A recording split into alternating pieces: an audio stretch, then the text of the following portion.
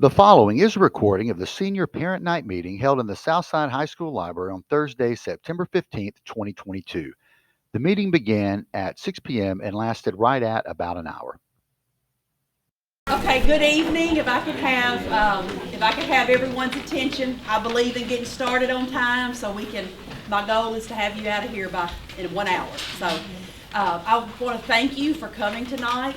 I know there's a lot going on. It's fall. The weather feels great. It's Friday Eve. There's volleyball. There's soccer. There's a lot going on. So I really appreciate you taking the time to come out to our senior night. I am Miss Freeman. I'm the 12th grade counselor here at Southside.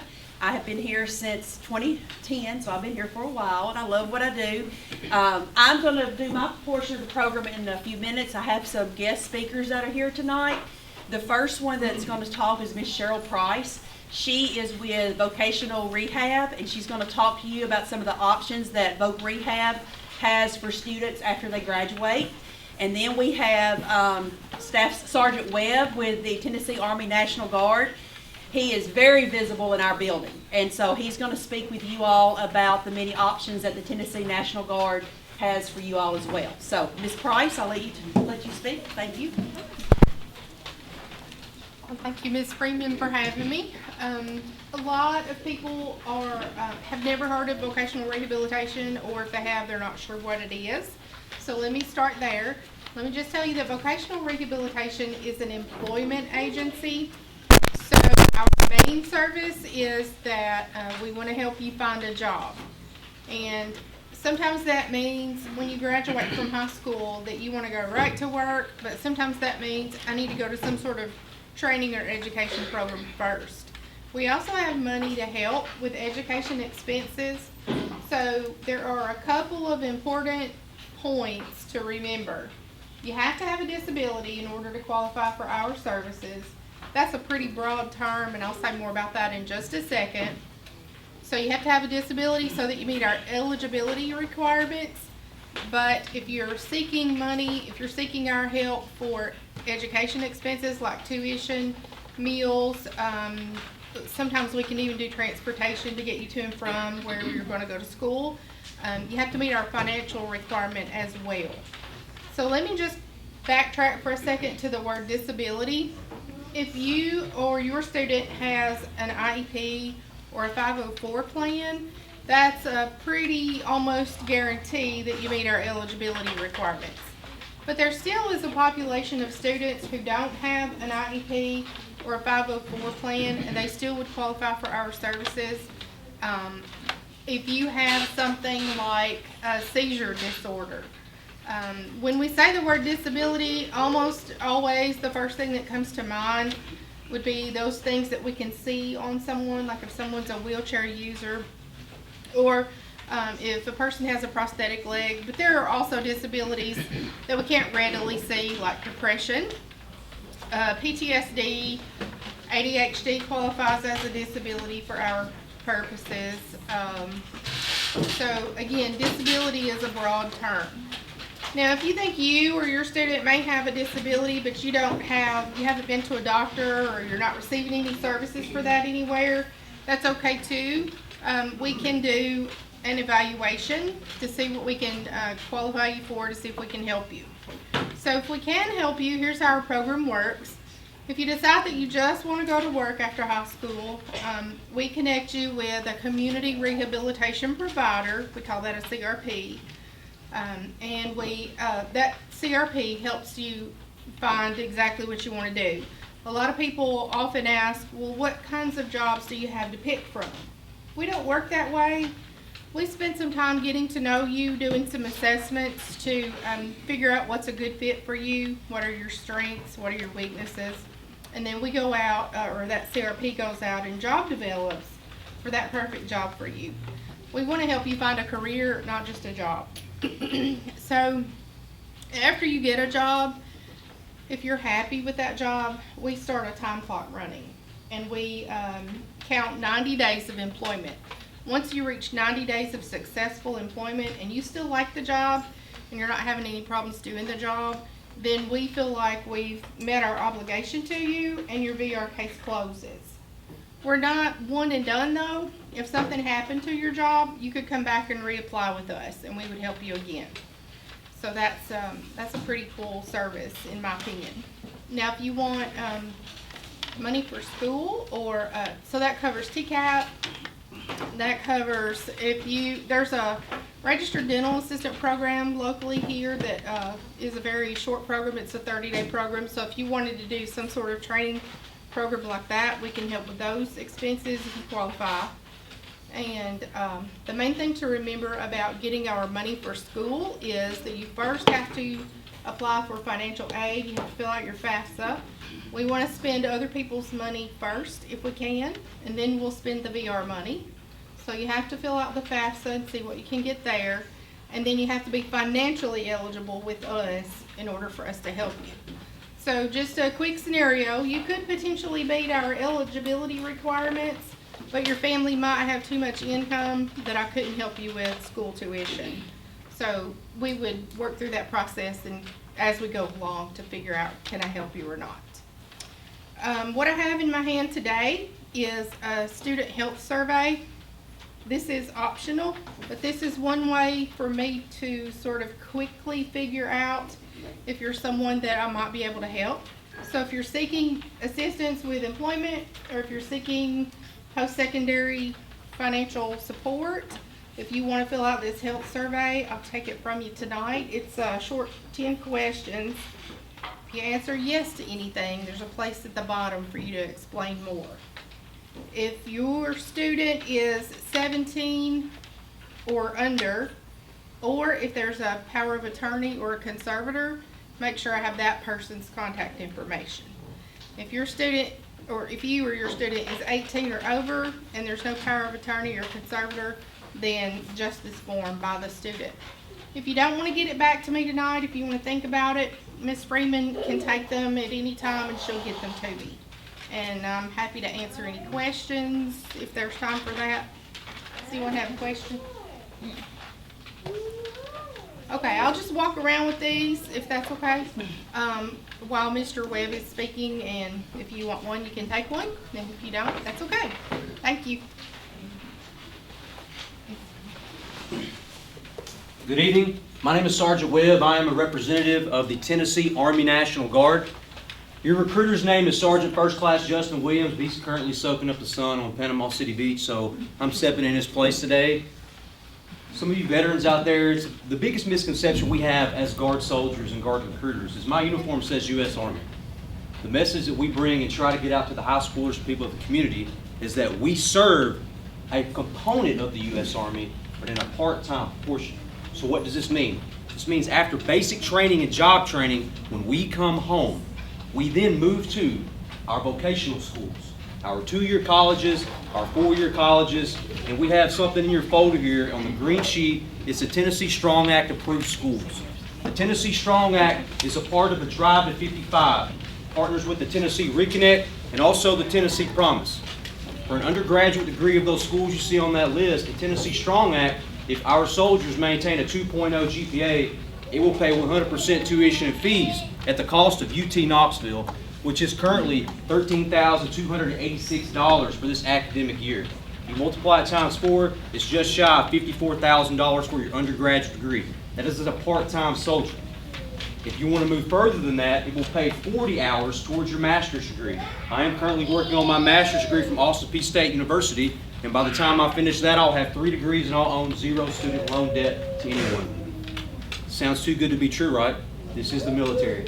I tell everyone we meet with parents, this is the military. At the end of the day, you are raising your right hand and you are essentially signing a blank check. No recruiter should ever tell you and make this sound too good to be true. It is what it is. But with part-time service, you have the availability to check the box and say you serve part-time, build your resume, learn a job skill, and obtain not only bachelor's, master's, vocational skills. It's availability to help other people. And that's all I have for you at this time. I appreciate Ms. Freeman allowing me to come and speak. Thank you very much. Thank you. Okay, so before we get started tonight, you're going to hear Miss Easton and I say a lot. You're going to hear us say the term college a lot, okay, tonight. When we say college, We are not talking about just a four-year university like University of Memphis, Union, Lane College, UT Martin. College is any training you receive after you leave Southside High School, okay? College can be Jackson State, or college is Jackson State. College is Jackson State. College is TCAT. College is barber school. College is beauty school, cosmetology school. College is Lincoln Tech. Any training that you receive after you leave Southside is college, okay? So I like to clear that up before we get started so you won't think I'm just talking about a four-year school, all right? As I speak tonight, I want you to know I am not an expert, okay? I do not have all the answers. Matter of fact, there's more things I don't know than more things that I do know, okay? I like to speak with you all and do this presentation based upon my personal experience as 12 years as a senior counselor here at Southside and as a mother who had a son that just graduated from high school and went and is at an MTSU at a four-year school, okay? So I'm speaking to you from a mama standpoint and from a educator standpoint of what I've learned from my experience, okay? So to start off, what everybody's here for, graduation requirements, okay? Here are the graduation requirements that students must have to graduate in the state of Tennessee with a regular diploma. They have to have, and I know this is kind of small. At the end of the presentation, if I'm going to give you my contact information. If for some reason you would like a copy of my PowerPoint, you can email me, and I'll be glad to give you a copy of the PowerPoint. Also, Mr. Gaskins, I feel so bad because I did not introduce you, and you're so important. Mr. Gaskins with Hawk TV is here. He is videoing this entire meeting. So this meeting will be on all Southside social media after tonight. So if you want to watch it again for your enjoyment, or if you want to watch it again as you're trying to go to sleep, or if you want to show it to your family or friend or somebody that's not here, it will be on Hawk TV and on all social media, okay? But back to the graduation requirements. You have to have 4 credits of English. That means you need one every year, or 4 credits when you graduate. 4 credits in math, 3 credits in science, 3 in social studies, 1 in fine arts, 1 in wellness, or ROTC 1 and 2, 2 credits of foreign language, 1.5 credits of personal finance, 0.5 credit in PE. You have to have 3 credits in a program of study or a focus area.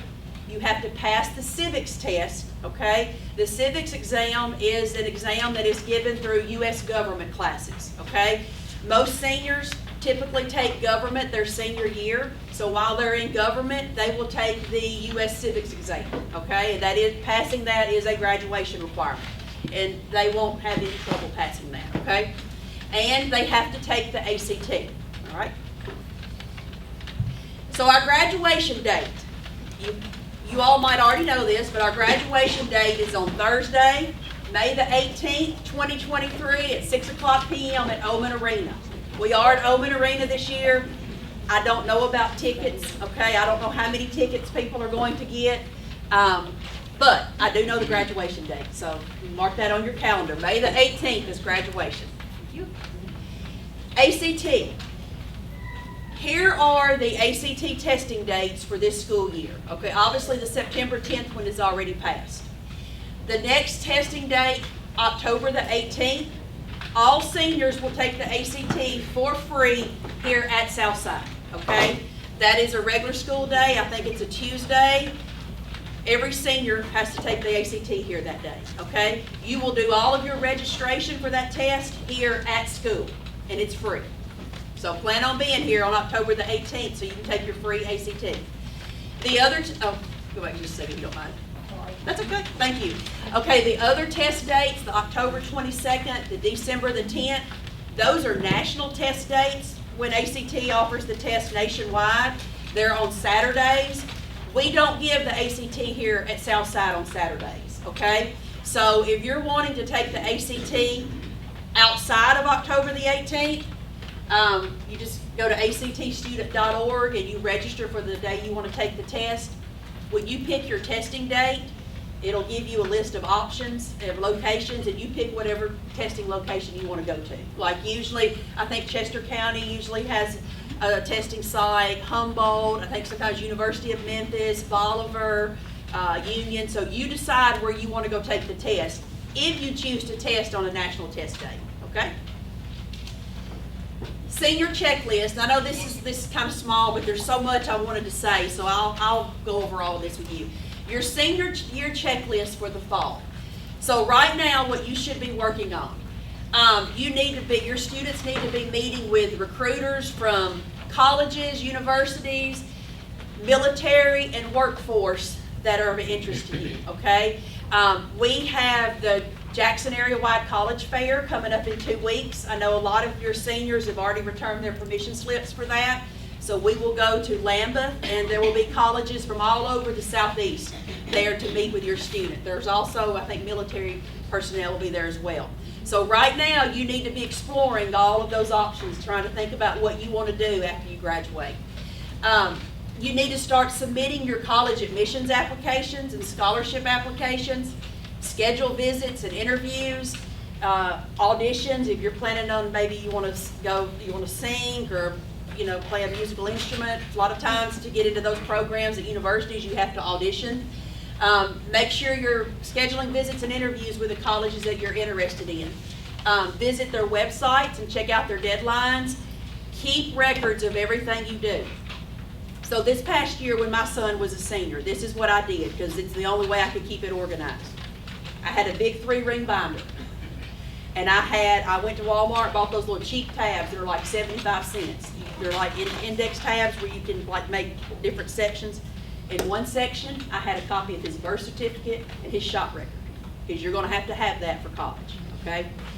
In another tab, I had all the paperwork that we submitted to get him admitted to college, okay? A copy of the application, a copy of the housing application. I had a section for that. Behind that, I had a section for FAFSA that had my FSA ID, his FSA ID, everything we did for FAFSA. Behind that, I had any kind of scholarship application that we did. I made copies of that. So and then in the last tab, I had a community service log. So I would recommend getting some kind of notebook or a binder and keeping all of that information organized. That way, whenever you need, say you need a copy of his shot record, or you need a copy of their housing application, or you need a copy of their FSA ID, you go straight to that notebook, you turn to that section, and everything is right there. I can't tell you how many times last year I had to pull that notebook out and get things.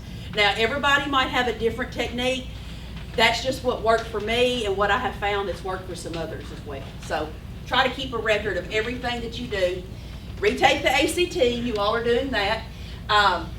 A lot of colleges, jobs, military, workers, they need letters of recommendation. So you might want to start thinking about some teachers or coaches or someone in the community that knows you really well. Go on and have them start writing letters of recommendation for you. That way you have those on hand whenever you need them, okay? If you plan to play a sport in college, you'll need to register with the NCAA Eligibility Center and NAIA, and we'll get to more of that in a minute. And then after you register with them, you'll need to see me about sending them a transcript. Make sure you keep in mind of all deadlines, okay? I know here at school we're lenient on deadlines sometimes, but I can tell you when it comes to college, scholarship, work, military, they are not lenient with deadlines, okay? If you miss a deadline, it's just too bad, okay? So make sure you keep up with deadlines and when things are due. I know right now you can order your yearbook. If you haven't made senior pictures, there's a senior picture sign-up sheet or makeups outside of the tech prep office. So just kind of make sure you're keeping up with all those deadlines.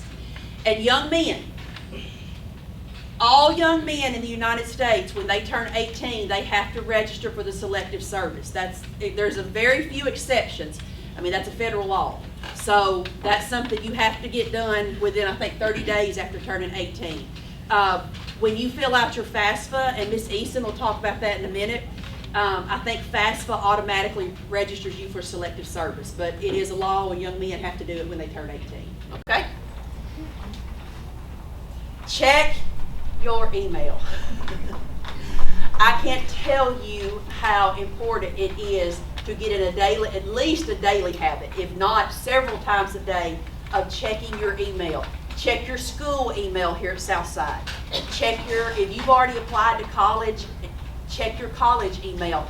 I can tell you from personal experience, me and my son would have missed out on lots of important information if we had not started checking his email, his college email, his senior year of high school.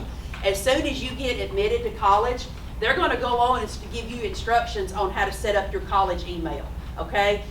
You need to start checking that as soon as you can, all right? Work. If you work now or you plan to go to work after you graduate, my job, my email stays on me round the clock, okay? And your personal email. You've got to check your email. It's just the world that we live in now, okay? If you don't check your email, you're going to miss out on lots of opportunities, lots of information, and I can promise you when you leave here, they're not going to say, oh, I forgot to check my email. They're not going to say, well, I mean, that's your fault, okay? You've got to check your email, okay? That's just how we stay informed, okay? Senior year checklist for the spring. Explore and be alert of scholarships.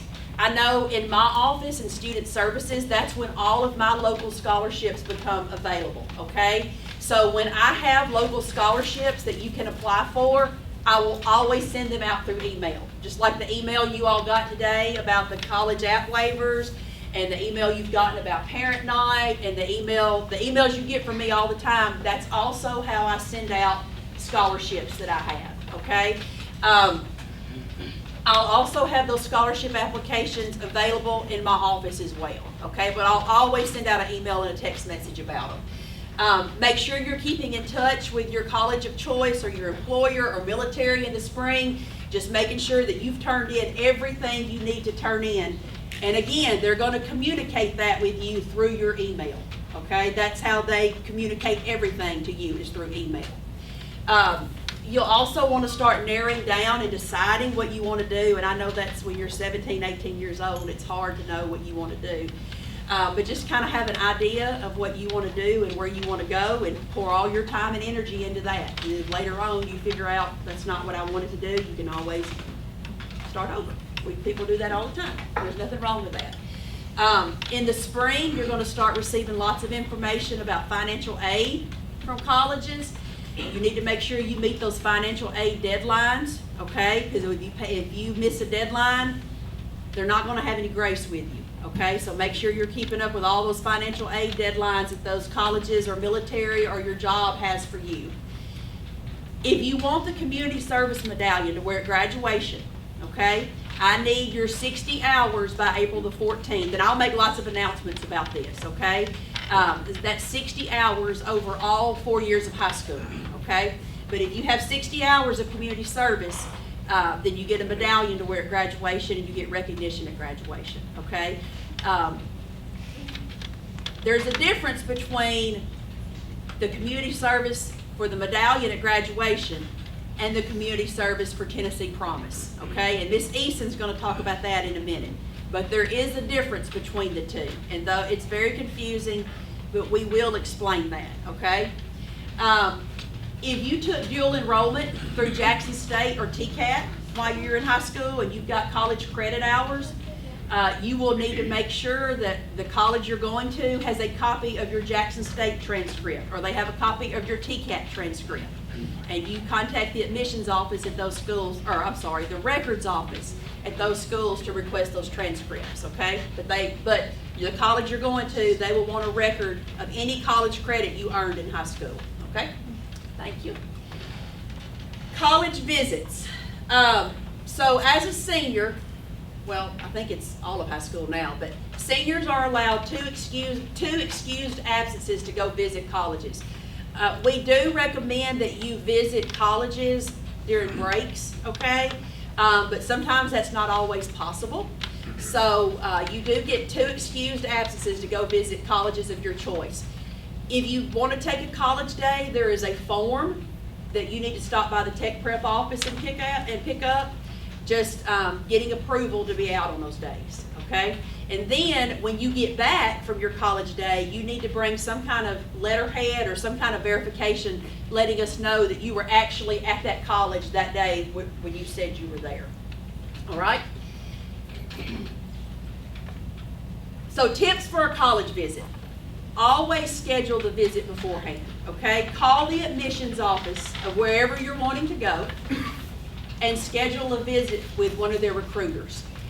By doing that, you're going to have a very thorough visit, okay? They're going to give you lots of one-on-one attention. They're going to take you all over the campus, to the dining halls, to the dorms, to the rec centers, and they're going to show you all the ins and outs of those visits, okay? So make sure you call and set up a visit. That's better than just showing up and trying to do a visit on your own and walking around, okay? It's better to schedule a visit.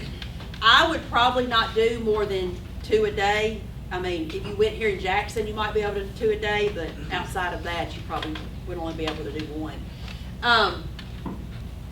If you could go on a college visit with a friend, and y'all go as a group, if you're thinking about going to the same place, that's always a good, I know with my son, that's what we did. There were several of us that went together, and I don't know, it's just kind of interesting to see how they interacted and reacted to different things at the school. So if you've got friends you can go with, I always recommend going with a friend. That way y'all can bounce ideas and see what the other person thought about it.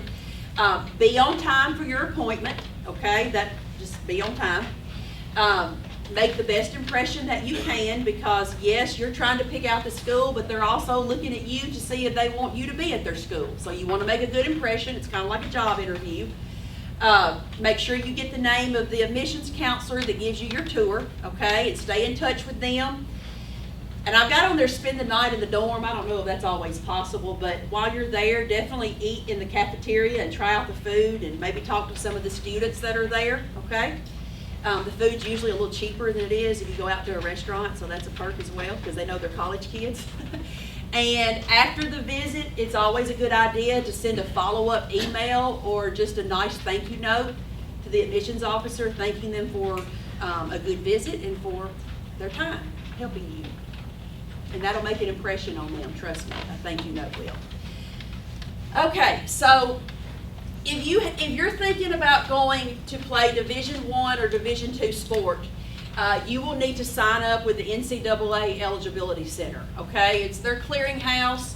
Anybody that goes to play Division I or Division II sports or athletics with NCAA, it's a mandatory thing. You have to do it.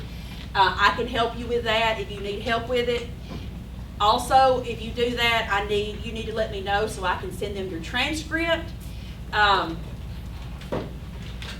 NCAA and NAIA, they will not accept test scores from Southside. Okay, they want ACT scores to go directly from ACT to NCAA or ACT to NAIA, and I think there's like a $15 fee to have that done. But if you plan to play a sport in college, this is something you have to register with. Okay. That's NCAA, and then here's NAIA. You have to register their clearinghouse as well.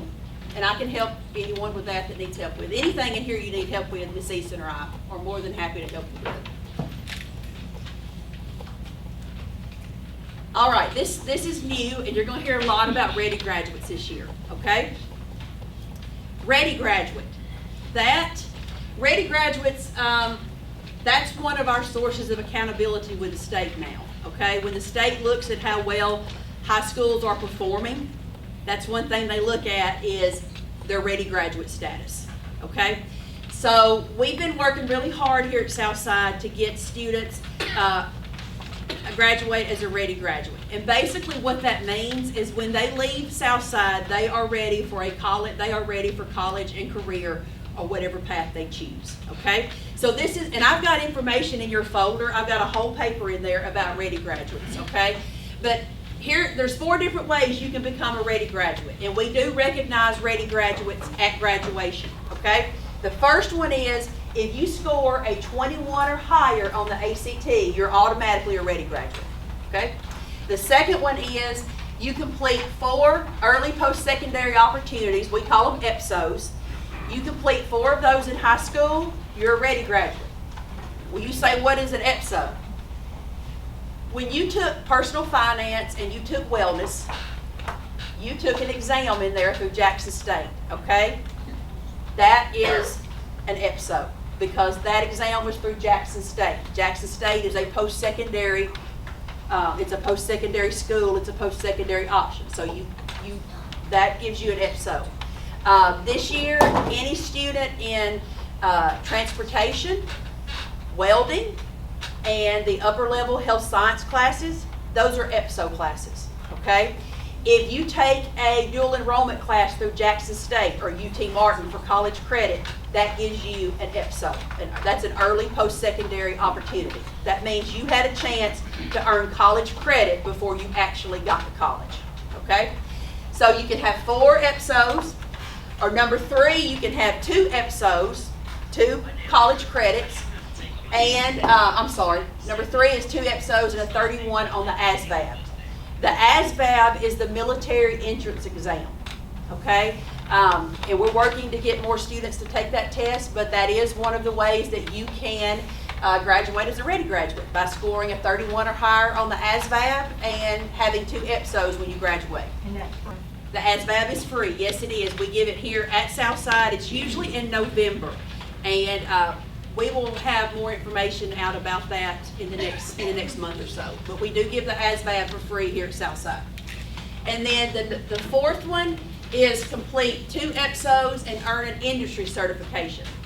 So a lot of students that have been in the CTE classes, like transportation and welding and nursing, they have taken a test called OSHA 10. And some of you might be familiar with OSHA 10 from your job. It's a safety test. Okay, that is an industry certification. That's very valuable to an employer. If you graduate from high school and you've already got an OSHA 10 certification, you've got an advantage towards somebody else who's not taking that test. Okay, so it's a safety test, it's a safety course, and then there's a test they have to take. Okay, so that industry certification looks very good to employers. Also, if you are in the nursing internship, they graduate and they have a CNA license. That is also an industry certification. Okay, so there's lots of ways that you can get EPSOs when you graduate, and so you can be a ready graduate. All right. Now I'm going to turn the meeting over to Miss Eason.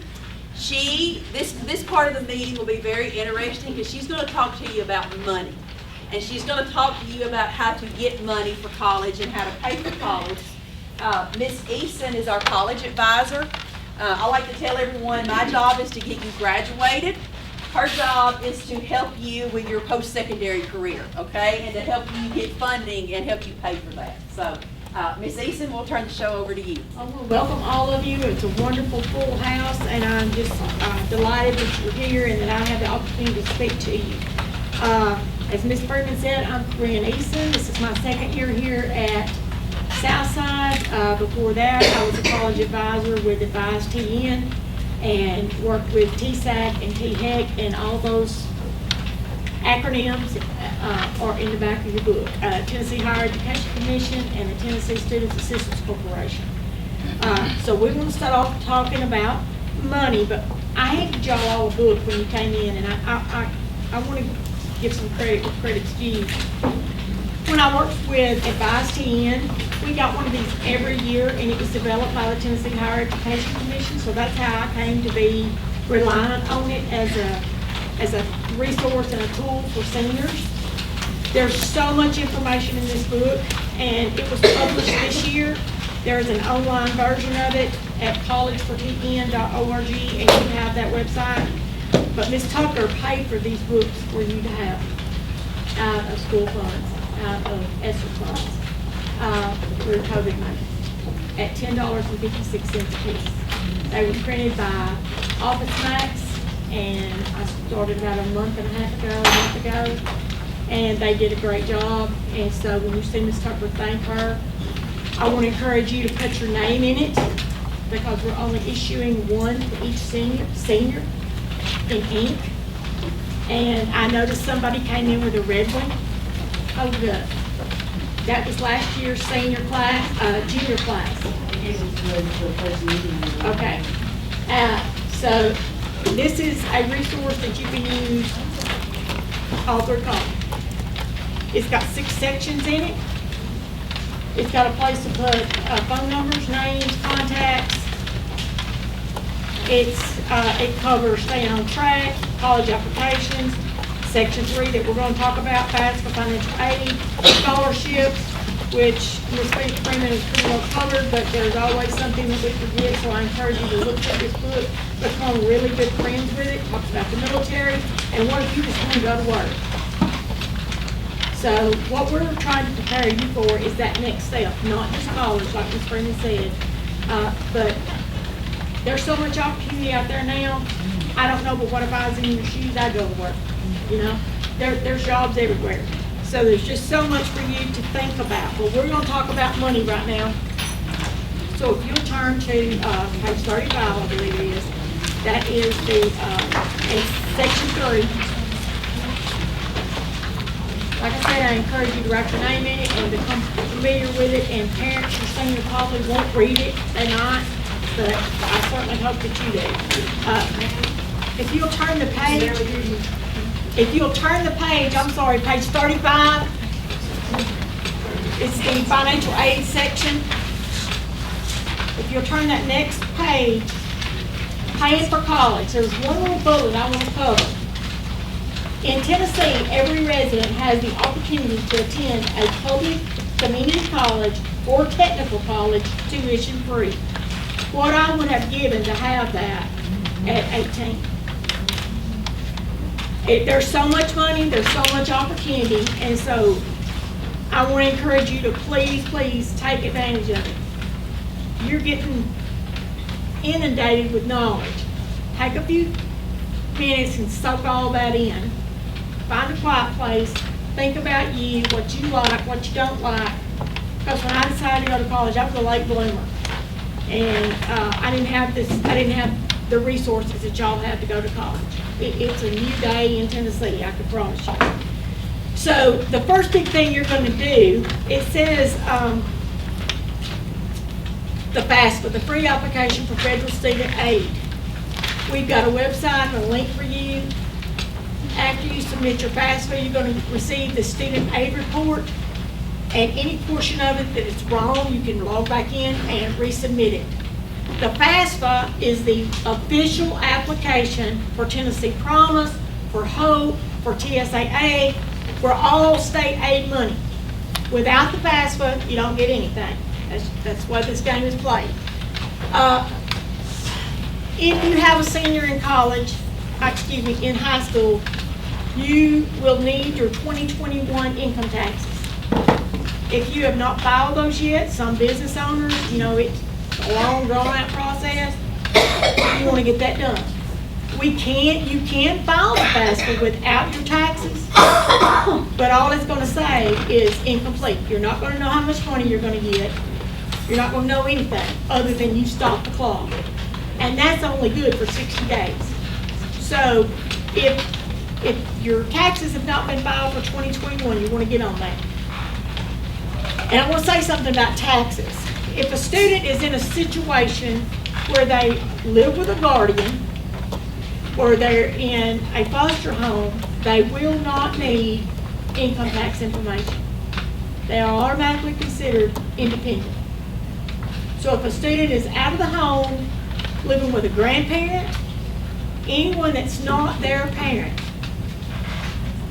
and you can document that, and you need to be prepared to do that because the student can get flagged for verification. I have no control over that.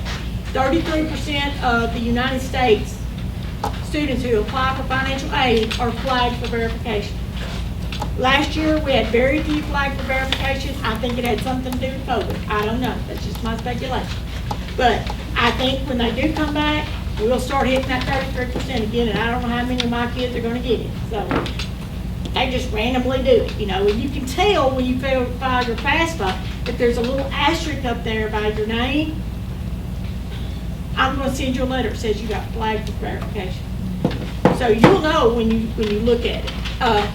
We're going to have FAFSA Frenzy Days here at Southside on October the 17th through the 26th. I've already got the library here scheduled. You just come in with your taxes, and your FSA ID that we're gonna talk about.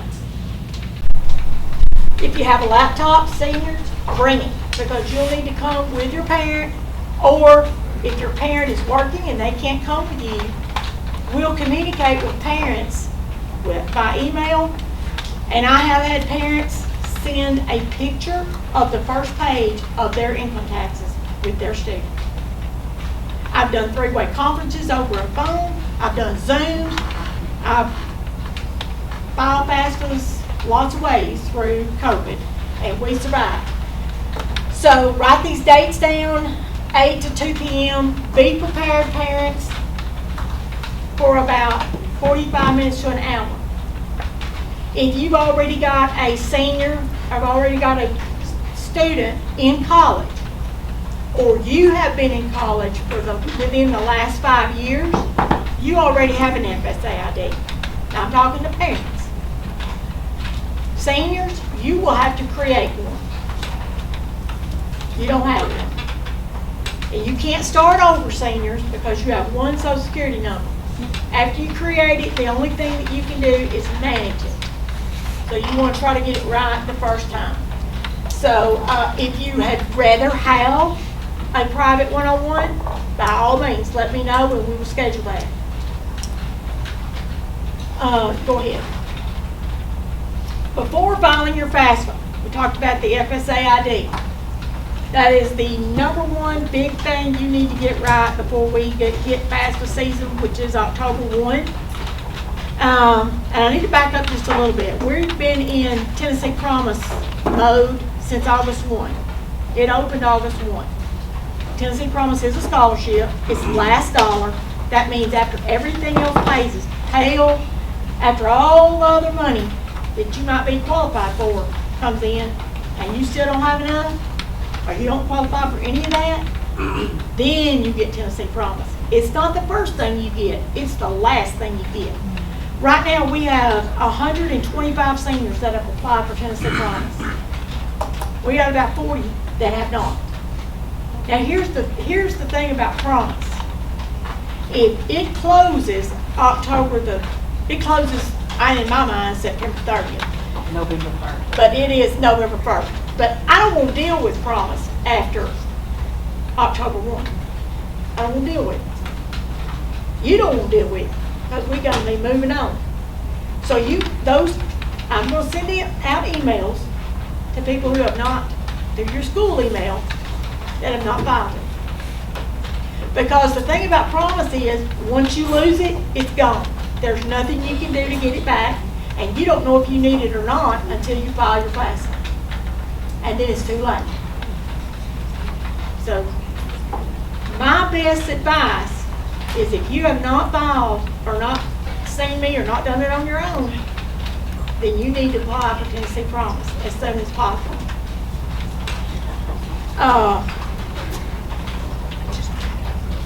The next big thing you need to do is create that FSA ID, senior. There is a page in here that tells you exactly how to do that, and it is on page 45. There's a place for your information. There's a place for your parent information.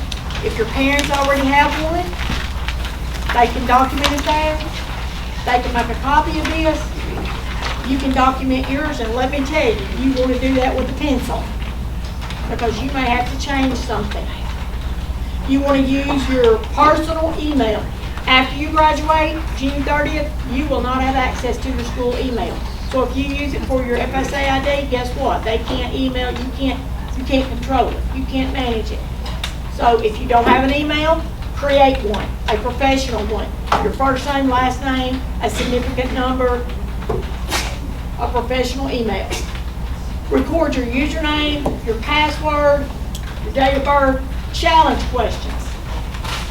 Let me give you some advice here on challenge questions. Don't use best and favorite, because what you like best or what your favorite is now, it won't be that tomorrow. I promise you, it won't be that next week. Somebody asks me what my favorite food is, I don't know, because I don't know what mood I'm in.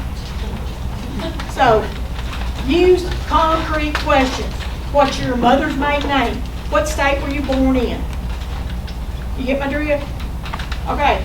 Parents, same way. If it's been a while, if you've got a junior in college or your kid, your oldest kid has been out for 5, 6, 7, 8 years, whatever, go ahead now, go to that website and update your FSA ID. Because I'm gonna tell you what it's gonna do. It's gonna make you change your passwords because they don't know if you're who you say you are or not. It has some very, very strict ID on it. It's very strict. If it even thinks you ain't who you say you are. Because as you remember, you've only got one social security number. I have had people across somebody else in another state make one mistake with their social security number. We have to go through this big 10-day thing, and my parent hadn't done anything. You know, they were just a victim here. So then we have to send them this letter and all this big rigmarole to get it changed. So go ahead now. So if we need to make you need to do all that, then you've got time to do it. Because the early bird gets the worm with this money. Okay? You want some money, you gotta get on top of it. Each account's gotta have a separate email. Seniors gotta have theirs, parents gotta have theirs. You've got to have social security numbers. If there's a student that does not have a social security number, go ahead and put zeros in there. There's options that we could look at for colleges that you could go to. I don't make the rules for colleges, they do, especially if they're private. If you have a real high ACT and you have like a 3.9 GPA, I've had seniors go to Christian Brothers in Memphis. I mean, you know, they're a private college, they do what they want to do. If they need students, whatever. So, mistakes, and as I've said this, they're not easily corrected. This is the first step that you can really make your life easy by doing this correctly the first time, or correcting any issues that might be out there that you don't know about. Okay. Okay, yeah, I've already said it opens October 1. Put that in your phone. And know that it opens. And the bad thing about that for us is that we're going to be on fall break the next week. What a bummer. So, we're going to get a YouTube video. And I know there are some out, some good ones. And I've been looking until I find there's one I'm looking for that will walk you step by step if you want to undertake it. And y'all are all tech savvy. You can do this, especially if you've been to college or you've had a senior recently go to college. You know this game. A mobile app. I personally prefer a laptop. Now, if you've got one of those high-end phones, that's great. And when you're real tech savvy, wonderful. Do it on the phone. I personally like a laptop because sometimes those little bitty buttons are so far down, you can't see them, or I can't see them. So, you can do it on mobile app. You can download it. I've actually got it downloaded on my phone. I could muddle through it, I guess, but I prefer not to. We already said 2021 income tax information is required. It's required. Seniors, if you live with one or other parent, and I'm going to say this for parents too, because sometimes I ask my seniors, do you live with mom, dad, both, or neither? Because, there's different situations. And we're going to get to, that's in your book, about whose information you use. It's in your book about whose information you use. But you will need that information from the person that you live with the most. The person you live with the most. Okay, we're ready. Okay, that EOC, do not have a heart attack. It is not 999,999. That is some kind of code from somewhere that somebody uses to determine what the expected family contribution is. And this is how they come up with, based on your income tax, your expected family contribution. The state of Tennessee has raised that this year for all state aid money. But that's good. That's good for y'all. Hope Scholarship is all explained in your book, and you really need to spend some time with that about state aid money.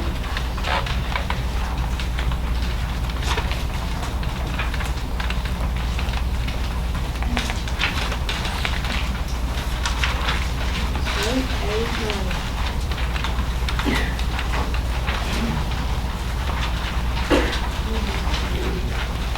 You've got the,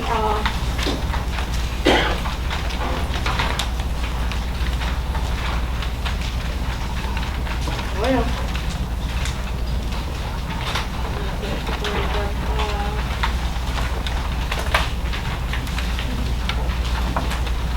all right, page 39, excuse me, 39. It talks about Tennessee financial aid. This is all state aid money. When I say Pell, I'm talking about federal money. It explains hope and what you have to have. Let's go down to Tennessee Promise. You have to apply for it. That's why I said we got about 40-something and have not. You have to complete the FAFSA. You have to attend a mandatory mentor meeting that will be here, and it will be in the spring. Isn't that right, Ms. Brandon? The mentor meeting is in the spring? It is in January. Okay, and we'll tell you when that is. Another reason for you to read your emails. And it will be here at school. Yes, it'll be at school. Apply to a community or technical college, because that's a promise requirement. And complete that and report 8 hours of community service online at TennesseePromise.org. It's not the same thing as giving them to Ms. Brenda. Two different things. If you do your work or your community service after November 1, some of it, you can count it for both. I mean, I'm all for, 2 birds with 1 stone, I say. So if you do some of your community service after November 1, this November 1, you can use it for both. And then it's got even a page for page 40. Those of you that have applied for Tennessee Promise seniors, does that look familiar to you? Does that look like something you've seen? If you've already applied for it, you know what that page is. Okay, grants is a word you need to learn. It means you don't pay it back. Loans you pay back, as you know, parents, our seniors may not know that, but I know that you do. It explains on page 42, Pell Grant, FSEOG grant. Oh, yeah. It explains federal work study, and then it explains loans. And I can tell you something about loans, seniors. If you get subsidized loans, that means that they will pay, the federal government will pay your interest up until you get out of college. If you get unsubsidized, it draws interest the entire time you're in college. And then either way, you're going to start making payments 6 months after you graduate. The goal of this game is to come out owing very little or none. Because in Tennessee, that's possible. If you get your game plan right, that is very possible. We already know we can get 2 years free. Now, I'm not saying you shouldn't get a 4-year degree or whatever, but you can take a transfer path.